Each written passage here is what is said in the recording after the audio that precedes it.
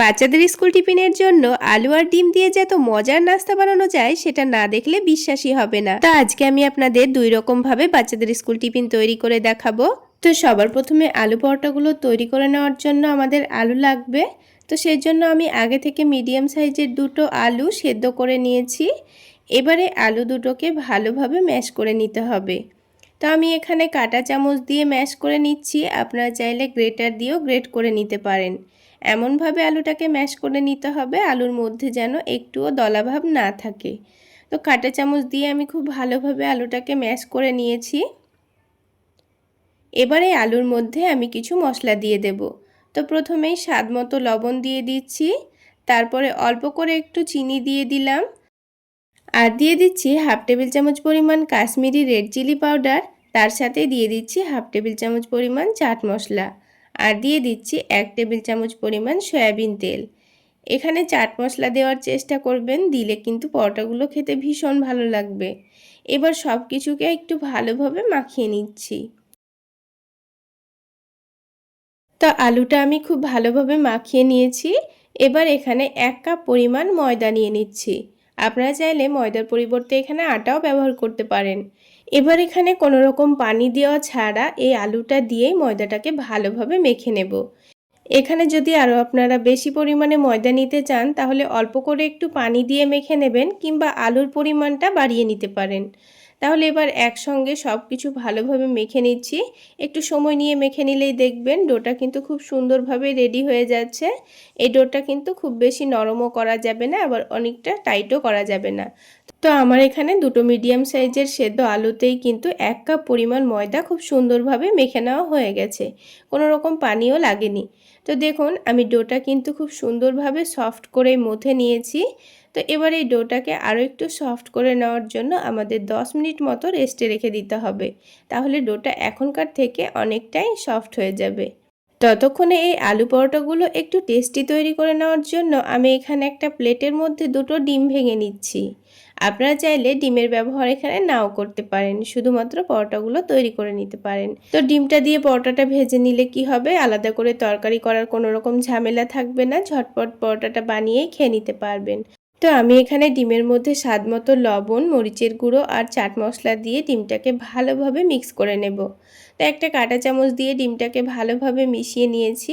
এবার এই ডিমের মিশ্রণটা এক সাইডে রেখে দেব। তো আরও একটি কাজ আমাদের রেডি করে নিতে হবে। একটা ছোট প্লেটের মধ্যে আমি 2 টেবিল চামচ পরিমাণ ময়দা নিয়ে নিয়েছি। চাইলে আপনারা ময়দার পরিবর্তে এখানে কর্নফ্লাওয়ারও নিতে পারেন। তারপর এখানে 3 টেবিল চামচ পরিমাণ সয়াবিন তেল দিয়ে দিয়েছি। তেল দেওয়ার পর ময়দাটাকে একটু ভালোভাবে মিশিয়ে নেব। তো পরোটার মধ্যে একটা খুব সুন্দর লেয়ার তৈরি করে নেওয়ার জন্য আমি এখানে ময়দার মিশ্রণটা রেডি করে নিয়েছি। তো এবার এটাকে আমি এখন এক সাইডে রেখে দেব। আর দেখুন ময়দার সঙ্গে তেলটা কিন্তু খুব সুন্দরভাবে মিশে গেছে। এবার এটাকে এক সাইডে রেখে দেব। আর এদিকে 10 মিনিট পর ডোটাকে আবারও একটু ভালোভাবে মধ্যে সফট করে নিতে হবে। তো দেখুন ডোটা কিন্তু আগের থেকে অনেকটাই নরম হয়ে গেছে। এবার এই ডোটাকে আবার একটু ভালোভাবে মথে নিচ্ছি। তো ডোটা দেখুন খুব ভালোভাবে মথে নিয়েছি। এবার এই ডোটা থেকে আমি ছোট ছোট করে কয়েকটা লেচি কেটে নেব।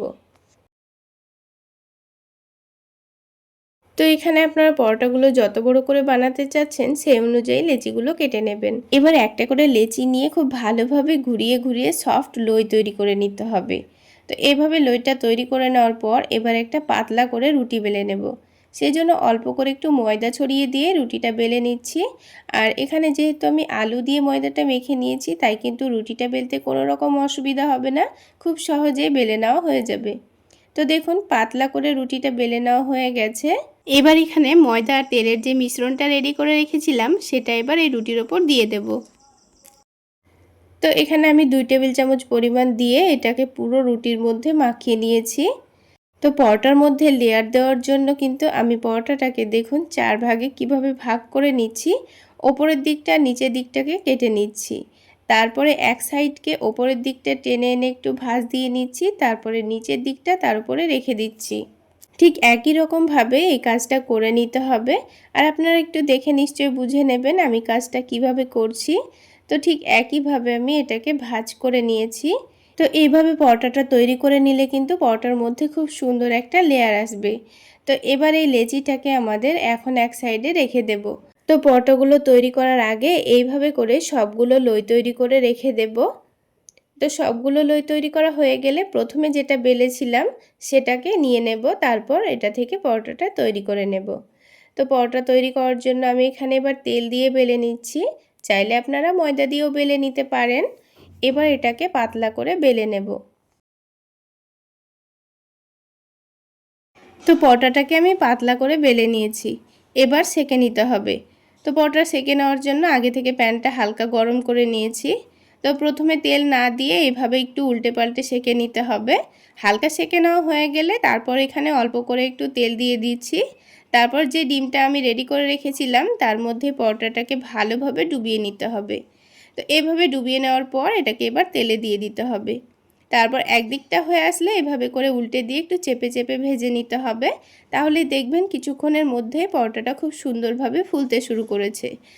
তো দেখুন বন্ধুরা, পরোটাটা কিন্তু খুব সুন্দরভাবে ফুলেছে আর সবগুলো পরোটাই কিন্তু একেবারে ফুলকো তৈরি হবে। তো এই পরোটাটা এবার আমি তুলে নিচ্ছি। তো আমি আপনাদের আরও একটি পরোটা ভেজে দেখিয়ে দিচ্ছি। ঠিক একইভাবে এটাকে উল্টে পাল্টে ভালোভাবে একটু সেঁকে নেব। তারপর এটাকে তুলে নিয়ে ঠিক একইভাবে আবারও একটু তেল দিয়ে দিতে হবে। তারপর এটাকে ডিমের মধ্যে ভালোভাবে ডুবিয়ে নিয়ে তেলের মধ্যে ছেড়ে দিতে হবে। আর বন্ধুরা, এখানে গ্যাসের ফ্লেমটা মিডিয়ামে রেখে পরোটাগুলো ভেজে নেবেন। তাহলে কিছুক্ষণের মধ্যেই দেখবেন পরোটাগুলো আস্তে আস্তে ফুলতে শুরু করেছে। আর যদি এখানে গ্যাসের ফ্লেমটা বাড়িয়ে দিয়ে পরোটাগুলো ভেজে নেন তাহলে কিন্তু ওপরের ডিমটা পুড়ে যেতে পারে। তখন কিন্তু পরোটাগুলো খেতে খুব একটা ভালো লাগবে না। তো দেখুন সবগুলো পরোটাই কিন্তু একেবারে ফুলকো তৈরি হয়েছে। তো একটা একটা করে আমি সবগুলো পরোটা তৈরি করে নিয়েছি। এই পরোটাগুলো বানিয়ে কোনো রকম সবজি ছাড়াই খালি মুখে খেয়ে দেখবেন, খেতে কিন্তু দারুণ লাগে। তাছাড়া আপনারা টমেটো সস দিয়েও খেতে পারবেন।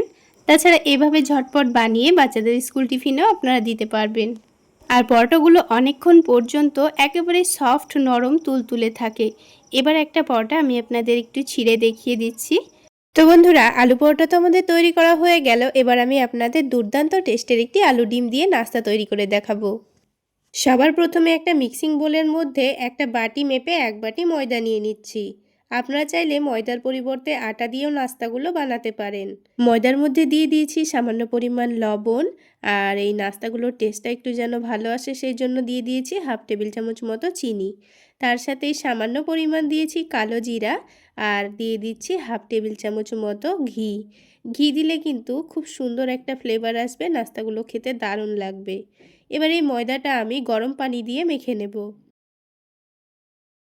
পানিটা কিন্তু একেবারে ফুটন্ত গরম না, উষ্ণ গরমের থেকে একটু গরম আছে। তো প্রথমে অল্প একটু পানি দিয়ে দিয়েছি, দিয়ে সব কিছু একসঙ্গে ভালোভাবে মিশিয়ে নিচ্ছি। আবারও আমি অল্প অল্প করে পানি দিয়ে ডোটা মেখে নেব। একেবারে পানিটা দিয়ে ডোটা মেখে নিলে কিন্তু আবার নরম হয়ে যাওয়ার সম্ভাবনা আছে, সেজন্য বারে বারে অল্প অল্প করে পানি দিয়ে আমি ডোটা মেখে নিচ্ছি।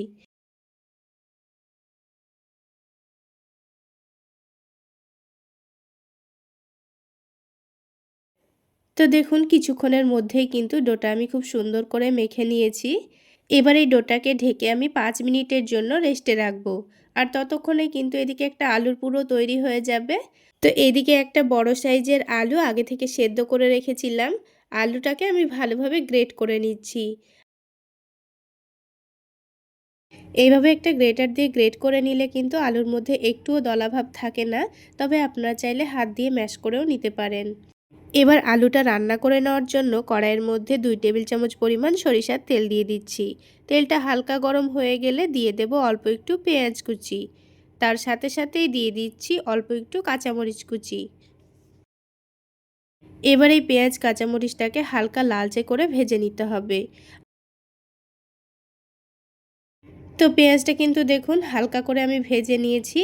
এবার পেঁয়াজটাকে এক সাইডে সরিয়ে দিয়ে একটা ডিম ভেঙে দেব। তার উপর থেকে অল্প করে একটু লবণ ছড়িয়ে দিচ্ছি। এবার ডিমটাকে প্রথমে সাইডেই কুচি করে ভেজে নিতে হবে। তারপর যখন ডিমটা হালকা একটু ভাজা হয়ে যাবে তখন এটাকে ভালোভাবে ভেজে নিতে হবে। তো সব কিছু একসঙ্গে ভালোভাবে ভেজে নিয়েছি। এবার এখানে দিয়ে দিচ্ছি সেদ্ধ করা আলু। তার সাথে কিছু গুঁড়ো মশলাও দিয়ে দেব। তো প্রথমেই স্বাদ মতো লবণ দিয়ে দিয়েছি। সামান্য পরিমাণ দিয়ে দিচ্ছি ভাজা জিরা গুঁড়ো। আর দিয়ে দেবো 1/2 টেবিল চামচ মতো চাট মশলা। তবে হাতের কাছে চাট মশলা না থাকলে ম্যাগি মশলাও দিতে পারেন। আর হালকা একটু কালারের জন্য আপনারা হলুদের গুঁড়োও দিতে পারেন, তবে আমি এখানে হলুদের গুঁড়ো দিইনি। আর 1 টেবিল চামচ মতো টমেটো সস দিয়ে দিয়েছি, দিয়ে সব কিছু একসঙ্গে ভালোভাবে মিশিয়ে নিচ্ছি। এইভাবে কিন্তু পুরটা বানিয়ে খেয়ে দেখবেন, খেতে দারুণ লাগে। হাতের কাছে ধনেপাতা থাকলে অবশ্যই দেওয়ার চেষ্টা করবেন, আমার কাছে ধনেপাতা ছিল না সেজন্য দিইনি। তো পুরটা আমাদের তৈরি করা হয়ে গেছে, এটাকে আমি তুলে নিচ্ছি। তুলে এক সাইডে ঠান্ডা হওয়ার জন্য রেখে দিয়ে অন্য একটা বাটির মধ্যে একটা ডিম ভেঙে নিয়েছি। তার মধ্যে সামান্য পরিমাণ লবণ আর সামান্য পরিমাণ হলুদের গুঁড়ো দিয়ে দিচ্ছি। আর যদি আপনারা অল্প একটু মরিচের গুঁড়োও দিতে চান তাও দিতে পারেন, তবে আমি আর কিছু দিইনি, ভালোভাবে মিশিয়ে নিয়েছি। এই একটা ডিম দিয়েই কিন্তু আমাদের সবগুলো নাস্তা তৈরি হয়ে যাবে। তো এটা এখন এক সাইডে রেখে দিচ্ছি। আর এদিকে ডোটাও কিন্তু 5 মিনিট মতো রেস্টে রাখা হয়ে গেছে। এবার এই ডোটাকে আবার একটু ভালোভাবে মেখে নিতে হবে। তাহলে দেখবেন খুবই অল্প সময়ের মধ্যে ডোটা কিন্তু খুব সুন্দর আগের থেকে অনেকটাই স্মুথ তৈরি হয়ে যাবে। তো দেখুন ডোটা মেখে নেওয়া হয়ে গেছে। এবার এই ডোটা থেকে আমি কয়েকটা লেচি কেটে নেব। তো আমি নাস্তাগুলো ছোট ছোট করে বানাবো, তাই ছোট ছোট করে লেচিগুলো কেটে নিচ্ছি। তবে আপনারা নাস্তাগুলো বড় করে বানাতে চাইলে বড় করেও লেচিগুলো কেটে নিতে পারেন। তো দেখুন বন্ধুরা, 1 কাপ ময়দাতে কিন্তু অনেকগুলো নাস্তা তৈরি হয়ে যাবে। এবার একটা করে লেচি হাতের মধ্যে নিয়ে ভালোভাবে ঘুরিয়ে ঘুরিয়ে লই তৈরি করে নেব। তো দেখুন ছোট করে একটা লই তৈরি করা হয়ে গেছে। এবার এটা থেকে পাতলা করে রুটি বেলে নিতে হবে। রুটিটা কিন্তু আমি এখানে খুবই পাতলা করেই তৈরি করে নিয়েছি। রুটিটা বেলা গোল না হলেও কিন্তু কোনো অসুবিধা নেই। তো রুটির চারিদিকে আমি অল্প করে একটু পানি লাগিয়ে দিচ্ছি, তাহলে নাস্তাগুলো বানাতে খুবই সুবিধা হবে। এবার যে আলুর পুরটা আমি বানিয়ে রেখেছিলাম, এখান থেকে 1 চামচ মতো আলুর পুর নিয়ে নিয়েছি। তারপর হাত দিয়ে একটু চ্যাপ্টা করে দিচ্ছি। এবার এটাকে যেভাবে মোমো তৈরি করা হয় ঠিক সেইভাবে করে ভালোভাবে মুড়ে নিতে হবে। আপনারা আপনাদের সুবিধা মতো করে মুড়ে নেবেন। তো দেখুন আমি কিন্তু খুব সুন্দর করে রুটিটাকে মুড়ে নিয়েছি। এবার একটু ভালোভাবে এটাকে চ্যাপ্টা করে দিতে হবে। তারপর চারিদিকটা একটু ভালোভাবে চেপে চেপে বড় করে নিচ্ছি। তো দেখুন বন্ধুরা, একটা নাস্তা কিন্তু আমাদের তৈরি করা হয়ে গেল। ঠিক একইভাবে কিন্তু আমি সবগুলো নাস্তাই তৈরি করে নিয়েছি। প্রথমেই কিন্তু একসঙ্গে নাস্তাগুলো তৈরি করে রাখতে হবে, তাহলে নাস্তাগুলো ভাজতে খুবই সুবিধা হবে। আর এই নাস্তাগুলো ভাজতে কিন্তু খুবই অল্প তেল লাগে। তো অল্প করে সাদা তেল দিয়ে দিয়েছি, দিয়ে প্যানের চারিদিকে ভালোভাবে তেলটাকে ছড়িয়ে দিচ্ছি। তেলটা যখন হালকা গরম হয়ে যাবে তখন একটা করে নাস্তা, যে ডিমের ব্যাটারটা আমি তৈরি করে রেখেছিলাম, তার মধ্যে ভালোভাবে ডুবিয়ে নেব। এবার এটাকে তুলে নিয়ে তেলের মধ্যে দিয়ে দিতে হবে। তো বন্ধুরা, এইভাবে একবার হলো নাস্তাগুলো বানিয়ে খেয়ে দেখবেন, দেখবেন খেতে দারুণ লাগে। তো প্যানের মধ্যে কিন্তু আমার 4টে মতোই নাস্তা দেওয়া হলো, আর একসঙ্গে আমি 4টে নাস্তায় ভেজে নেব। এবার নাস্তাগুলো একদিকটা ভাজা হয়ে গেছে, এবার উল্টে দিয়েছি। নাস্তাগুলোকে বারবার উল্টে পাল্টে আমি ভেজে নেব, তাহলে ওপরটাও খুব সুন্দর কালার আসবে আর ভেতরটাও কিন্তু খুব সুন্দর ভাজা হবে। আর যদি গ্যাসের ফ্লেমটা খুব বেশি হাইতে রেখে ভাজেন তাহলে ওপরের ডিমটা কিন্তু পুড়ে যাবে আর ভেতরের নাস্তাটা কিন্তু কাঁচাই থেকে যাবে। তো দেখুন কিছুক্ষণ সময় নিয়ে উল্টে পাল্টে ভাজার পর খুব সুন্দরভাবে সবগুলো নাস্তায় ফুলে উঠছে। তো দেখুন বন্ধুরা, নাস্তাগুলোর মধ্যে কিন্তু খুব সুন্দর কালার চলে এসছে আর কত সুন্দর ফুলে উঠেছে আপনারা দেখে নিশ্চয়ই বুঝতে পারছেন। তো বন্ধুরা, আমার রিকোয়েস্ট রইল একবার হলো এইভাবে নাস্তাগুলো বানিয়ে খেয়ে দেখবেন। বাচ্চা থেকে বড় সকলেই কিন্তু খুবই মজা করে খাবে। এবার দেখুন নাস্তাগুলো কিন্তু খুব সুন্দরভাবে ভাজা হয়ে গেছে, এবার আমি তুলে নিচ্ছি। আর সবগুলো নাস্তা ঠিক একইভাবে আমি ভেজে নেব। তাহলে বন্ধুরা, আজকের এই ডিম আলু ময়দা দিয়ে তৈরি নাস্তা রেসিপি আপনাদের কেমন লাগলো অবশ্যই কমেন্ট করে জানাবেন। আর আমার এই সহজ রেসিপিগুলো ইউটিউব চ্যানেল থেকে দেখে থাকলে চ্যানেলটি সাবস্ক্রাইব করে দেবেন, আর ফেসবুক পেজ থেকে দেখে থাকলে পেজটি ফলো করে দেবেন। তো দেখুন বন্ধুরা, সবগুলো নাস্তাই কিন্তু আমার ভাজা হয়ে গেছে আর দেখুন দেখতে কতটা লোভনীয় হয়েছে। এবার একটা নাস্তা আমি আপনাদের ছিঁড়েও দেখিয়ে দিচ্ছি। এর ভেতরটা খুবই সহজ পদ্ধতিতে খুব অল্প উপকরণে ঝটপট চাইলে বাচ্চাদের স্কুল টিফিনের জন্য বানিয়ে নিতে পারবেন। খেতে কিন্তু দারুণ হয় বন্ধুরা, একবার হলো বানিয়ে খাওয়ার চেষ্টা করবেন। এবার এগুলোকে আমি শুধুমাত্র টমেটো সসের সঙ্গে পরিবেশন করে নিয়েছি। তাহলে বন্ধুরা, আজকে এই পর্যন্তই। সকলে অনেক বেশি ভালো থাকবেন, সুস্থ থাকবেন। দেখা হচ্ছে আবারও একটি নতুন রেসিপি নিয়ে নেক্সট এপিসোডে।